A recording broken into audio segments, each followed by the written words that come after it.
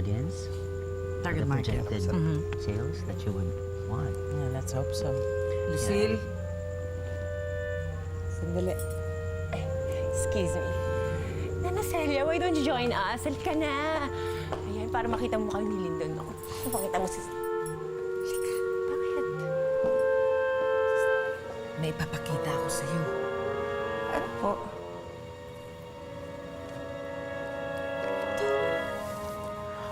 Oh my God! Ano yan? Maligno? Huwag ka maingay. Baka may makarinig sa'yo. Ano ba yan? Duwende to. Pero huwag ka matakot. Alipin ko siya. Alipin? Elvin, sabihin mo nga kay Lucille kung anong sinabi mo sa akin kanina. Inuutusan kita. Si Fina at si Ina ay isa. Nandito siya para magpakilala kina Marisa at Cardo. Si Fina ay si Ina? Oo. Nakita ko siya kanina. Kitang-kita ko lumiit siya. Andito siya sa bahay. Hindi siya pwede makita nila, Inay. Kailangan mo paalis muna natin sila, Inay. Ayokong magkita sila, Lol. Ayoko. Sige, akong bahala. I'm gonna do the best I can for you. Oh, very good. Hay nako, Miguel, alam mo nakakabilib ka talaga. Kasi bata ka pa, pero ang dami mo nang narating. Well, driven lang talaga siguro ako. And I believe in working hard. Kaya nakukuha ko lahat ang gusto ko. And I'm proud to say na hindi ako nanggamit ng ibang tao to get to where I am right now. Unlike other people. Miguel. Matagal ko nang kilala si Mama Marisa.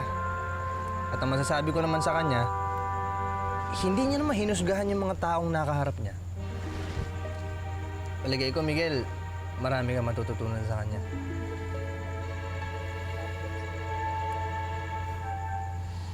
Excuse lang muna, ma'am. Pasok lang muna ako sandali. Madam, totoo bang yan si Lyndon?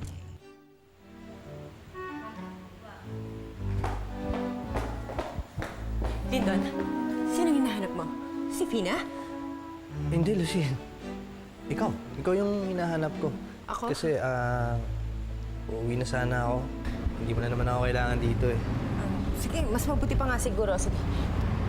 Kahalagay ko lang dito. Halika, din nakata sa labas. Lyndon, sandali lang. Huwag ka muna umalis. Nay, uuwi na daw po si Lyndon. Great idea.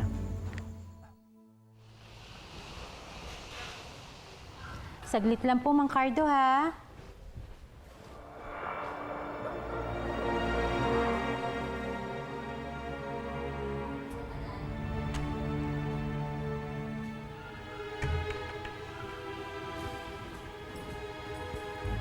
Magkakaroon ka na rin ng pakinabang. Inutil ka.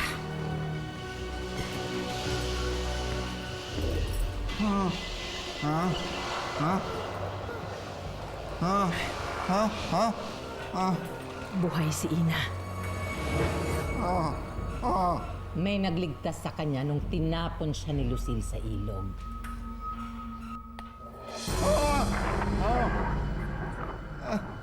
Alam mo ba? Nasa loob siya ng bahay na ito. Hahanapin ko siya. At pag nakita ko siya, titirisin ko siya na parang kuto. Hindi ako papayag na sirain niya ang buhay ng apo ko.